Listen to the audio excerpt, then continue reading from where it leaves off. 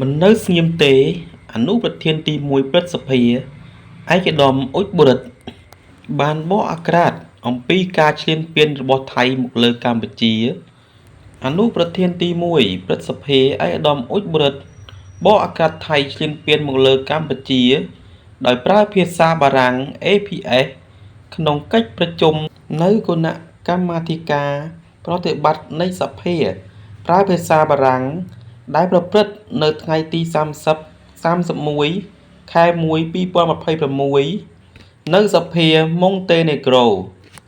ដោយបកអាក្រាតនិងបញ្ជាក់ច្បាស់ៗថាប្រទេសថៃបានឈ្លានពានប្រទេសកម្ពុជាដោយប្រើកម្លាំងយោធាជាចម្បងនិងបកស្រាយបង្ហាញអំពីស្ថានភាពវិវត្តព្រំដែនរវាងកម្ពុជានិងថៃដែលការវិវត្តនេះគួរឲ្យព្រួយបារម្ភចំពោះសន្តិសុខនិងសណ្ដាប់ធ្នាប់ជាតិនិងដោយសារការមិនគោរពពីច្បាប់អន្តរជាតិរបស់ភាគីថៃទាំងងងើលមកលើកម្ពុជានិងមិនបានយកឯកសារនិងច្បាប់អន្តរជាតិមកប្រើប្រាស់ឡើយដោយប្រើតែកម្លាំងយោធាតែមួយមុខគត់